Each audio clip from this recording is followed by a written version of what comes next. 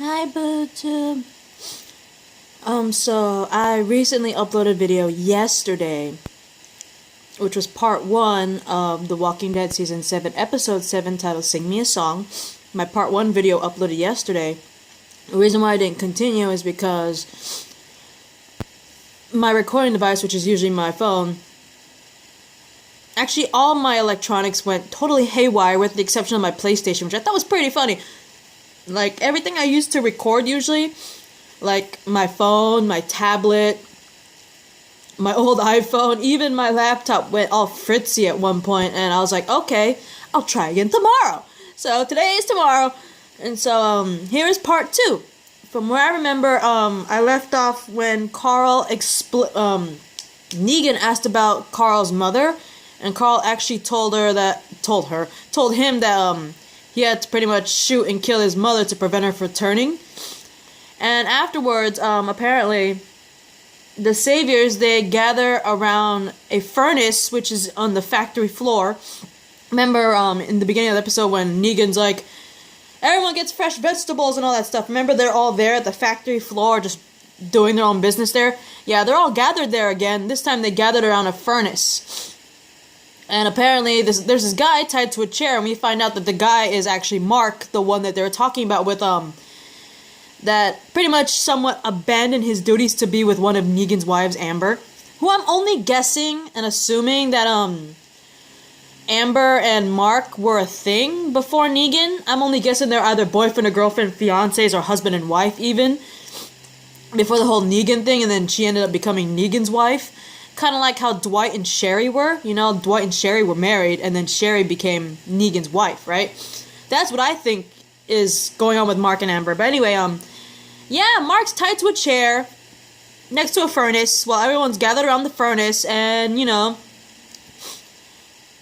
Negan starts telling them, you know, about the importance of the rules and the fact that Mark broke the rules, and so he took out his secondary, most well-known secondary weapon. Everyone knows who read the comic/graphic novel that everyone knows his ultimate weapon is Lucille, the barbed wire covered bat. But for those who did not watch the comic or/slash graphic novel, you guys may not know that Negan always had this secondary little weapon. I wouldn't really call it weapon, but he uses it to pretty much, keep his people in line. But anyway, that secondary weapon would happen to be a very hot iron that he uses, you see in the comic/graphic novel, he uses it for punishment. And how he does that is that he pretty much brands your face with it. It's all hot and everything, iron, and right in the face, right? That's why it's Negan's second most favorite weapon, right next to Lucille. But anyway, Negan pretty much brands poor Mark's face the same way he did to Dwight as punishment for his infraction. And you see Mark pretty much screaming in agony. He actually even pissed in his pants, because they actually point that out. And he passes out from it, which I'm not surprised. I mean, my mom has, you know, those clothing iron ones, and when I was a kid, I actually burned my finger with it. That hurts already. Having a different kind of iron, like, torched up really hot and then put to your face for a while, yeah, I'm not gonna lie to you, I'd probably be screaming in pain, pissing in my pants, and passing out from the pain. So, yeah, not surprised by Mark. Anyway, we go back to Spencer, who manages to lasso a compound bow from that walker that was in the tree. Remember, he was like in a hunter nook inside the tree. So I'm only guessing that's how that walker, when he was alive, used to get food or like hunt people down or whatever. He was in his little hunter nook up in the tree, and he would like shoot people with his compound bow. I guess maybe he starved to death or something, I don't know, because he's all the way in a tree. So I'm only assuming that maybe he either starved to death up in that tree, or at one point he came down from his nook to search for food, and maybe got, you know, maybe there were walkers around, he thought he got away and went into the nook, and maybe he got bitten. I don't know, but I think he starved to death. But anyway, yeah, Spencer takes the compound bow from the walker, and the walker manages to fall to the ground. And Spencer, of course, kills it, and he searches its pockets and finds a note written in Latin, apparently. I didn't see the note properly, but apparently it's in Latin. Hang on for a sec, guys.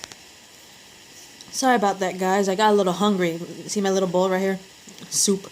But anyway, where was I? The note that Spencer pretty much pickpocketed from that walker he killed that was in the tree. Apparently it's written in Latin. I had no idea. I couldn't really see it because I was watching on my tiny little TV screen. So I didn't know it was written in Latin. I didn't know there was something written on it, right? But anyway, back to Rosita. She takes Eugene to that factory that, remember that factory that Eugene took Abraham to, that he's like, I'm gonna make bullets in this place? Yeah, Rosita took Eugene back to that factory. Sorry, burp. Anyway, she orders him to make her a bullet using that one shell she found in Alexandria. You know, Eugene's very hesitant because it's just one bullet, and he's like, it ain't gonna cut it, you know? It's not gonna do anything against the Saviors because they have the numbers, right? I don't know. I'm sorry about that, guys. I swear, I keep hearing things. I think it's me. I honestly think so. But anyways, Eugene hesitates on making that single bullet made from that one single shell casing, mainly because he doesn't believe that one bullet is going to be good enough against Saviors because they obviously have the numbers against them, right? There's obviously more Saviors than there are Alexandrians. But, you know, Rosita just calls him a coward and demands a bullet, and, you know, Eugene just quietly gets to work, right? There is also a moment where we see Dwight and Sherry smoking cigarettes in the stairwell again. And she's talking to Dwight about some sort of deal that they made with Negan and how it's only supposed to affect the two of them. And unfortunately, Dwight, you know, he points out that they're alive at the expense of someone else. And I was like, Dwight, you a pansy right now. I don't like Dwight. I'm starting to really not like Dwight right now. And, hang on. My bad, guys. I'm also watching something at the same time. It's very interesting. Kinda creepy. But anyway, where did I leave off at? Oh yeah, back at Negan's apartment, Carl does the dumb thing and he's like taunting Negan, saying, "Oh, you can't kill me, can't kill my dad, can't kill Daryl." And it's like that moment where I'm like, oh, Carl's gonna get it. He has to. That little punk is trying to get himself killed, right? And when I seriously thought that, especially when Negan's like, let's go for a car ride. And I'm like, great. Just great, right? And as they're preparing to leave in the cargo truck on their way out, Daryl does the dumbest thing and actually warns Negan not to hurt Carl. I'm like, you're in no position to say that right now. You do that, and it's just either you or Carl's just gonna get it. Carl's gonna get it even sooner than normal. I'm just saying. He taunted Negan, and you're just making it worse by pretty much, in a way, threatening Negan you better not hurt Carl. And it's like, you're just making it worse. Carl already made it bad by taunting him earlier. You stupid head. Stupid head, right?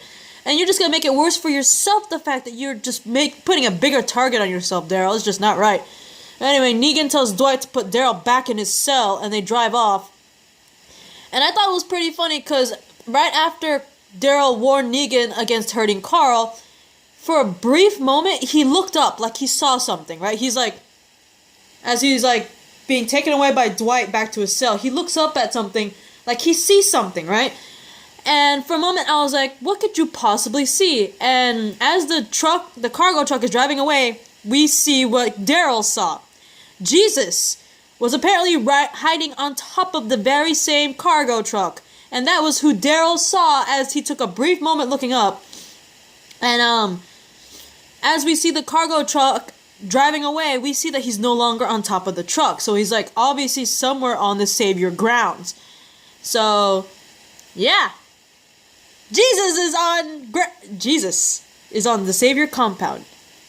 Daryl saw him. Watch it again, you'll see it. Daryl saw him. We all know it. But anyway, as Daryl's inside his cell, he hears footsteps. And someone slips a note under the door that literally says, "Go now," written on the front. And in the back, there's a key taped to the back. So, Obviously, that speculation, I believe, is Jesus, because one, Daryl saw Jesus on top of the cargo truck before it drove away, and two, obviously Jesus is still on the compound, because as the cargo truck was leaving, he's no longer on top of the truck, right? So obviously he's on savior ground. So obviously he's the number one suspect on the person who slipped that note under the door. A lot of people thought it might also be Sherry, because, you know, Sherry seems to show more sympathy toward Daryl, trying to help him and everything. And some people thought it might be Dwight, actually turning over a new leaf, right? So those are our three suspects, but I obviously think it's Jesus, because he's the best choice for this, honestly. But anyway, we managed to see a red-headed female savior who drives down a road, and she's pretty much forced to stop because she reaches a barricade, what looks like walker corpses, right?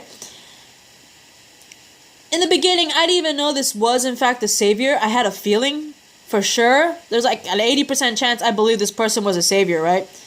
And the moment I saw the barricade of walker corpses, my mind just clicked. I was like, so that's what Michonne's doing. Because remember, Michonne, she was luring walkers by whistling like out loud, luring these walkers toward her and killing them and dragging them away somewhere. And now we know why, right? I had a feeling it was her, because as soon as the savior stops to investigate, Michonne sneaks up on her out of nowhere, having her katana drawn. She's like, take me to Negan. And the savior has no choice but to submit, and because, you know, she fell for Michonne's trap, right? I thought that was freaking hilarious. I was like, so that's what she's doing. So apparently she wants to get to Negan. I guess she wants her revenge on what they did in Alexandria, what they did to Glenn and Abraham. And, yeah, in order to get to Negan, she apparently cornered a savior to do it, which I thought was pretty freaking smart. But anyway, Negan and Carl end up in Alexandria, and they end up, you know, knocking on Rick's door. And sadly, Olivia is the one there, because she's the one that was left to babysit Judith at Rick's house, and she answers the door. And, you know, she nervously tells Negan that Rick is out scavenging for them and might not return that day, right? Because, you know, scavenging for the saviors.